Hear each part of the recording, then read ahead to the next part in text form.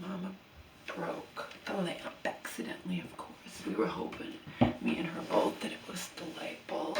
But I tried a new light bulb and the lamp still doesn't work, so there you have it. It happens. I've done it to 2 lamps, but I can't do with just 1 lamp in this house. She needs the lamp at night to turn on and make sure she doesn't trip and fall. You know what I mean? I mean, don't say, oh, blah, blah, blah, blah, blah. I mean, one night in her room, was stupid enough to not make sure her overhead light was on. And I turned, I think I was bringing her water or something, because this was before I had to give her drops 4 times a day. Whatever, I was in there, probably bringing her water. And I shut that light off like an idiot, and then I tripped over her shoes and that she had left out in the middle of the floor. Not by her bed. I always try to move everything so she doesn't trip over anything in the night. You know, I try to teach her to do that. I do that for myself too. All these things I try to teach my mom to protect her, to try to teach her to watch out for her own safety, you know. You know, ignorant motherfuckers can say, oh, you're getting on your mom's case, whatever. Joe will say this to you, you know. He says that it's not, it's just like if my mother's like a little kid and I'm trying to protect her, you know what I mean? I'm doing it out of love. Anyway, what were they thinking? What were they fucking thinking? I know what they're thinking. I know exactly. They're in pain. I watched a movie before about this father who couldn't accept the fact that his son was a mass shooter, killed like 13 people or something. It's a fictional movie, but it's reflected in real life. We have to understand that these killers have parents, and a lot of times they have parents who are like in shock, like, why is my kid doing this? Why did my kid do this?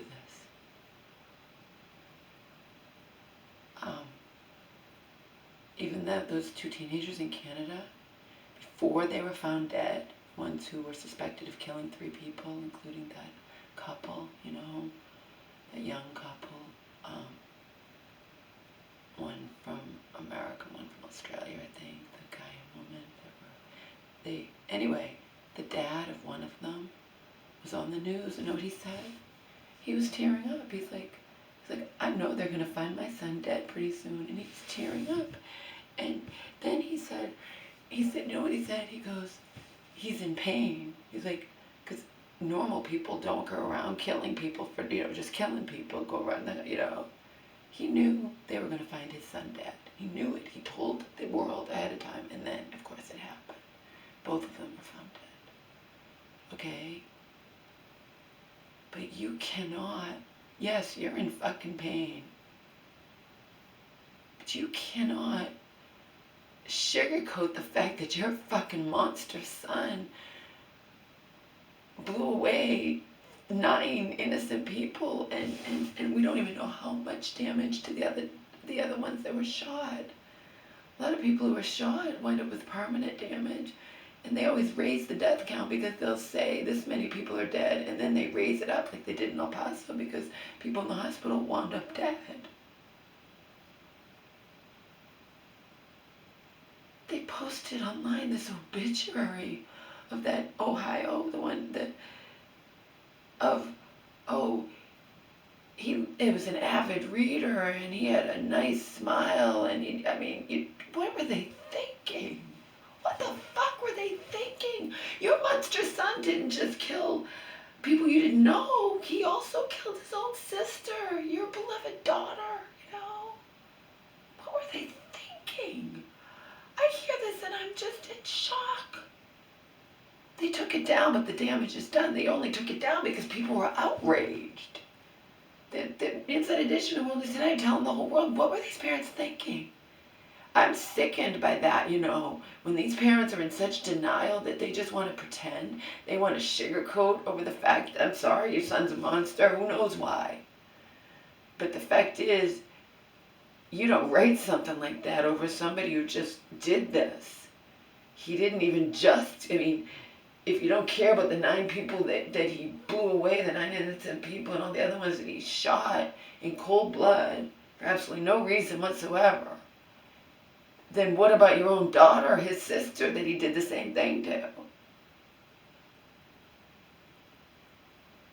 This goes high up on my list in this world. Like, what were they thinking to do that? Did they think no one would care?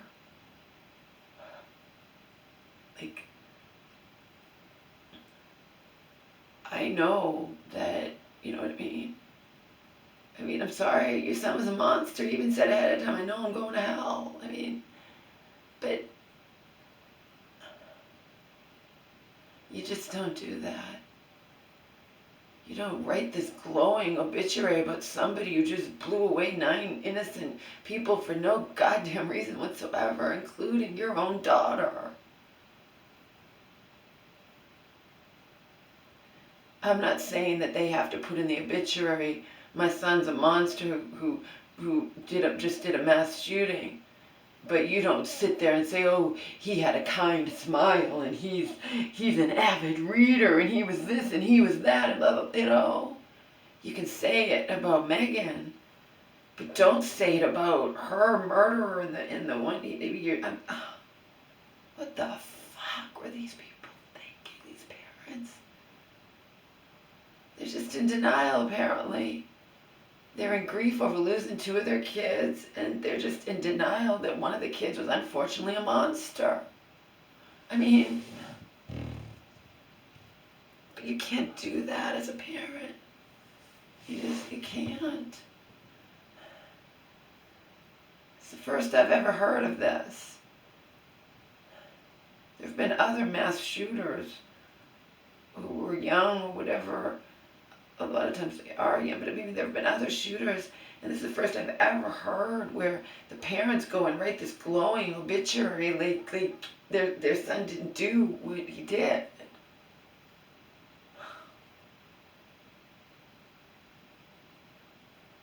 I'm appalled by that. Appalled. I'm like, but I'm also just flabbergasted that these parents would do something that just not just insensitive, just I mean, they took it down, but only because there was public outrage. I mean, you want to sit there in church and say blah, blah, blah, blah, blah, about your so-called wonderful son and be in denial the rest of your life, now because you're in grieving because you lost both, well, then do it. Be hypocritical, but you don't write an obituary the whole world can see. Sick. That is frickin' sick.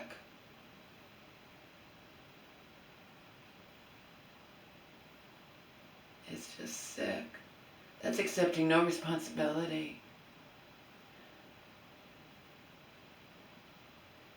I haven't even heard, I'm sure they always do, they issue some kind of apology.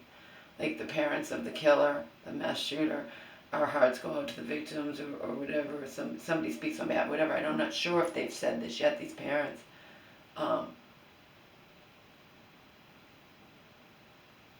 this is a kid who was clearly troubled. I mean, this isn't some, you know, he was planning this, and even his ex-girlfriend said he's always wanted glorifying murder and killing. I mean, who knows why? We're never going to know why. He's dead. We have no idea why. Kind smile. Yeah, parents of, I can't remember, I'm not even going to say his name because I don't want to, you know, whatever his other name is. Yeah, he had a kind smile while he was blowing you away. What the fuck were those parents thinking? Are they just in La La Land? Are they like loopy beyond belief that they would write these shit?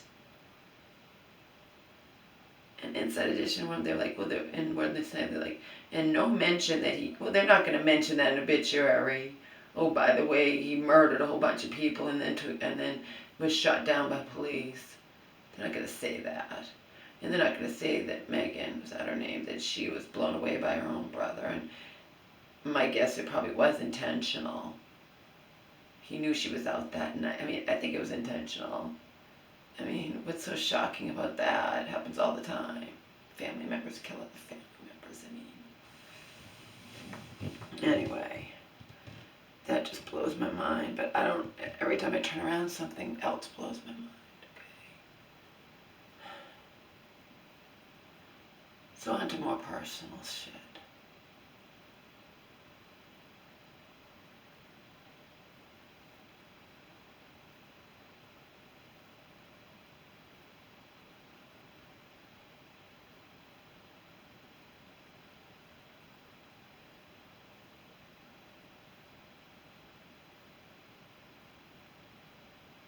I'll never forget when I was going through absolute just hell in LA with Donald and Hope and everything.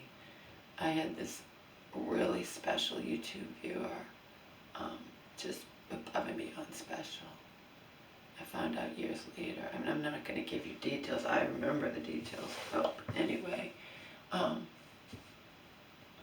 she was just a beautiful soul, you know?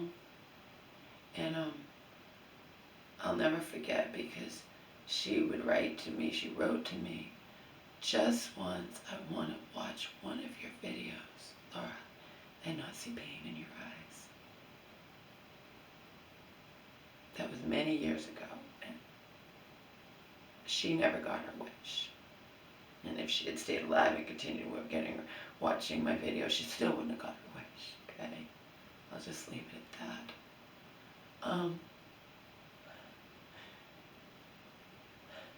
So after waiting 5 weeks, 5 fucking weeks, the stupid shower winds up being the same as it was before. Because my contractor came to the realization that she should do the right thing and just replace the entire thing, because we've had nothing but problems with it from day one. And I don't even understand what the deal is. I don't understand why sliding shower doors are designed like this, where where you move them and they can,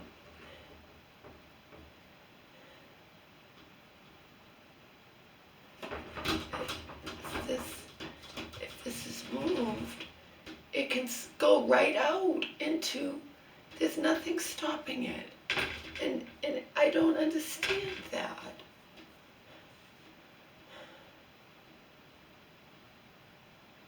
Because we figured out this is how it's supposed to be, okay?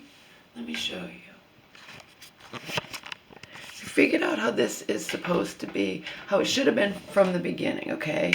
This should have been this way, so it crisscrosses when you're taking a shower and doesn't have the water bounces off and can't go straight through. But this is how her men originally set it up, okay?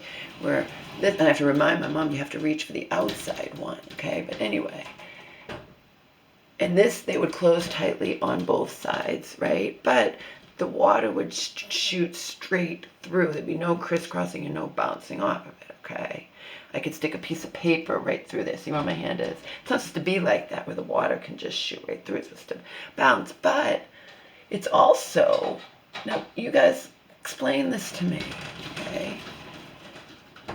Is this how sliding shower doors are supposed to be, where they're on this runner here, and yet they fall off and can go like that and move? That can't possibly be how it's supposed to be, yet that is how it, like, what is the deal? Why isn't this designed where it has some kind of thing that protects it from, like, that was when it slides and can't go in like that? You get it? I don't understand. And I said, and I said to her, I think that's always been like that, but I thought that's how it's supposed to be. I don't know. Doesn't make sense to me why a shower door would be, any shower door would be designed like that, where that can just, when you're moving it, now when it's down here, it's going to stay really, you know, as long as you don't touch it, it's okay. But as soon as you're moving it, and it can go out like that, I mean, why is it like that? Why? Like, do you guys know? Because she said, I don't think it's supposed to be like that. I'm like, neither do I. But what's the deal? Like, what the fuck? I told you, this is the one that's stuck suddenly. Remember, we've had nothing but problems with this shit anyway, okay? We didn't have these problems when we did custom made for like $800. We had custom made shower doors and custom installed and everything, but it was expensive. But that's what my mom decided to do after the ones that have been here forever, probably even before she was here, finally broke or got rigged, wrecked, whatever. My common sense tells me there's no fucking way that this should be like that, because that is potentially dangerous. You know what I mean? It's like, what the fuck? What is the deal? And she always says, well, my men have installed tons of these sliding shower doors. We know how to do it, but they didn't do it right. Maybe they do know how to do it. Okay. But maybe they were rushed and tired of working on her and just wanted the whole project to end and just did a rush job you didn't take part in. You didn't even supervise it. Of course, everyone's going to jump to the defense of their employees, whatever. The bottom line is, at least she's going to do the right thing. And she even said, we're going to reinstall it and we're going to follow the instructions. I'm like, that's all I care about. It's not like it was super, super cheap one. I've seen some for like $188. This one was like 300.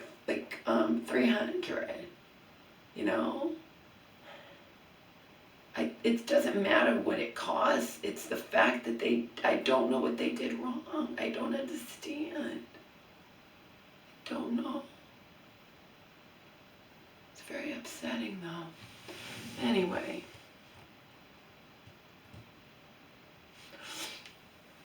I was just watching Songland. It took a hiatus for a while. Wasn't super impressed with the songs tonight. Sometimes I really like the songs that are featured on the Songland tonight. Not so much. I might like the final versions though. That's the thing. Some of these get really reworded. One of them didn't even have lyrics. Never seen that before. Macklemore is the one who's choosing one that he hopes will be his next hit song. Don't know who Macklemore is, I admit that.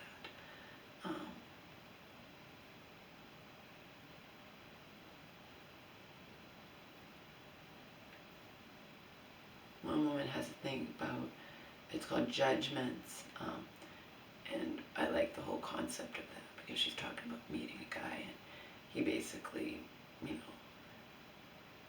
tells her all about his sordid past and this, that, or whatever. And she can see he's in pain, and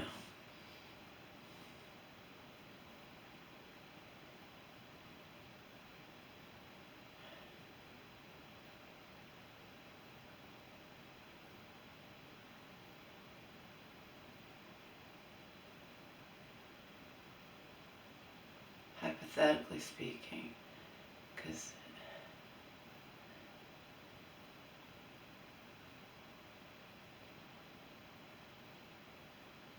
you're really not even free. I'm just going to tell you this. But I have to be careful even out here. Because if I get too deep or if I say shit, I get little things from YouTube. Yeah, our viewers have indicated concern. I don't want to hear it. I really don't want to hear it, okay? I don't want to hear it. And I've said this before. I would rather be dead than go mad. And I mean it. Okay?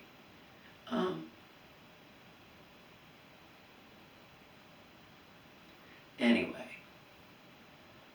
hypothetically speaking, I'm going to tell you a little story. Years ago, stuff on my shirt. Years ago, I felt like I needed to get back into therapy. So I went back to the same place that I'd been going to. I started going to when I was in that shelter, okay? But anyway, once I wasn't in the shelter, I had to travel to get, it doesn't matter, the whole bunch of, it's part of my memoir, right? Why I got out of therapy and whatnot, when that whole thing happened with my cousin, And it was just one thing after another. I had no time to go to therapy, and my therapist, I wasn't really crazy about her anyway, and the one after that I really liked, but she moved away. She was having a baby and she left. She didn't leave you. She was married and having a kid and going back to her husband's hometown. I know that.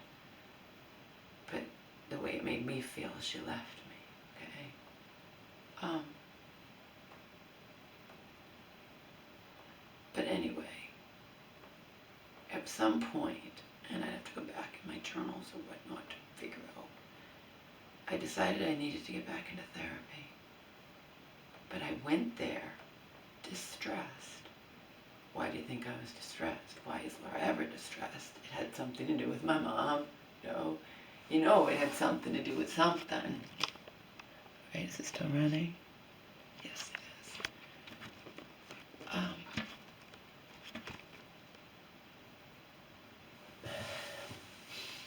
It was fully charged. I don't think it's going to run out of charge.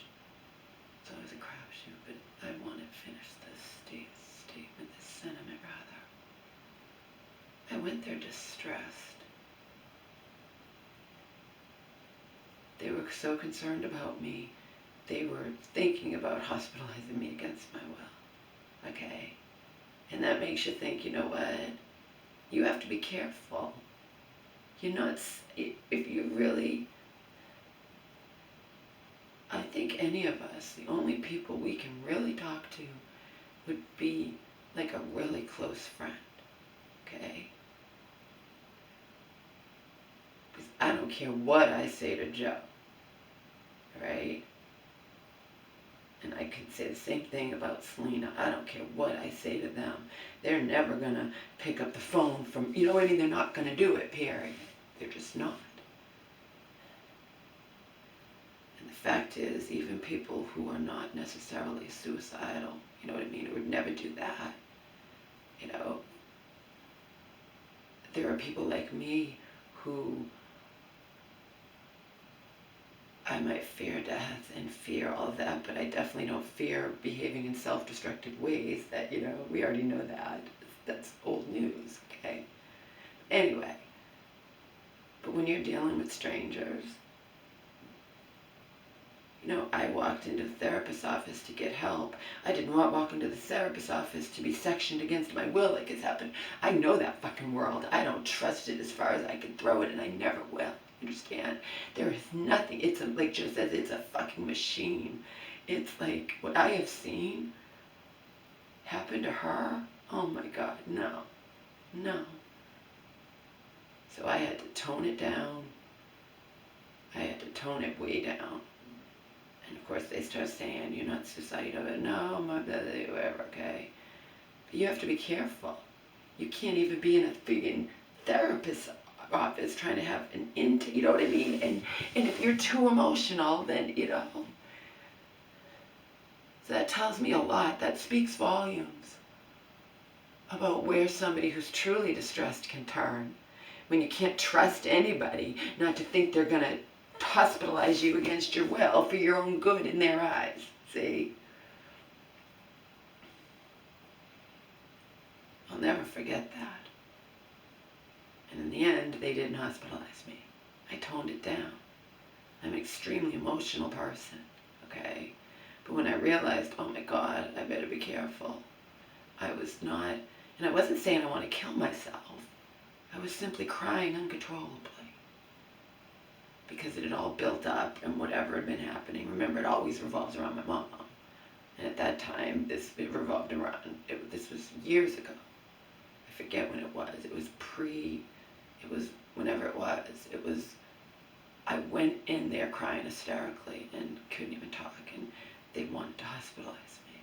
Even though I wasn't saying, oh, I want to kill myself or whatever I was saying, it doesn't matter. They get scared, okay? Even people in that world. Granted, you're not dealing up front with the therapist. You're dealing with the people who decide if you could see a therapist. Get it? And also I'm dealing with my, Mass Health and Medicare. I'm not dealing with picking up my own personal therapist for $150 an hour. So, yeah, I'll never forget that. I go in there for help. I'm crying my eyes out, and they wanted to hospitalize me.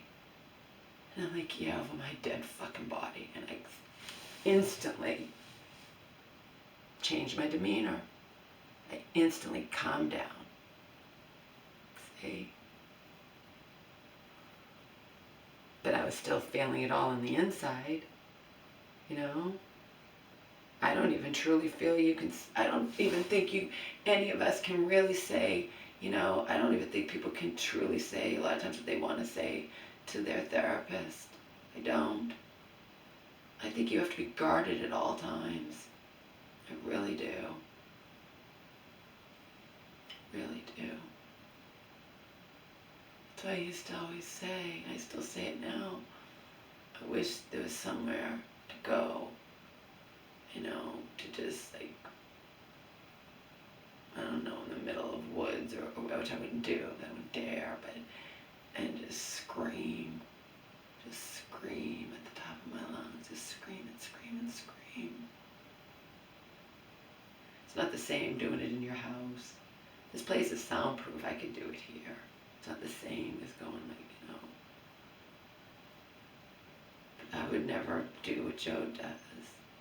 Joe, his whole life, I'm talking, you know, he's 10 years older than me. I mean, his whole life, going back when he was a kid, he goes into woods all by himself. He's, you know, it's not like he takes a gun with him. It's also, I'm sorry, but it's less likely, it's not impossible, but it's less likely some maniac's gonna try to hurt him versus if a woman's out in the woods alone.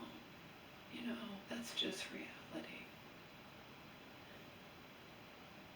Joe loves that. He loves it.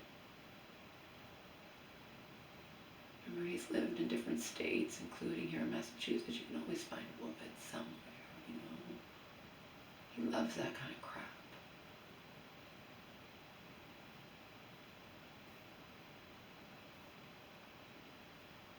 It's really not safe. I get scared even for him because that's just how I am, but it's definitely not safe for women to do it. Every time we turn around, we're hearing about, you know, I hear about women going hiking by themselves, and then those 2 teenage girls a few years ago got murdered, and that they recorded him on the phone, on their cell phone, one of them, down the hill, and they were found dead, and they were like 13 years old, but they weren't alone, they were with each other. It didn't help.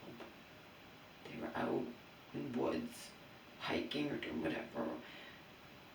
There were 2 of them, but he obviously had like a gun, or he had something that could, you know.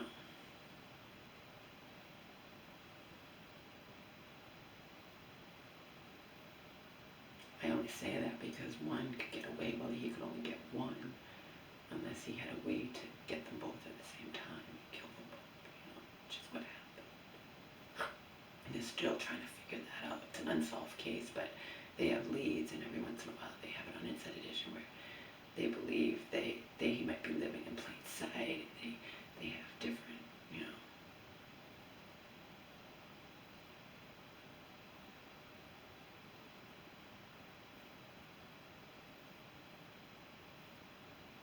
I'll never forget that years ago. It's hard enough to try to, you know, to try to go into therapy, and I was really distressed, and again, I wasn't saying I wanted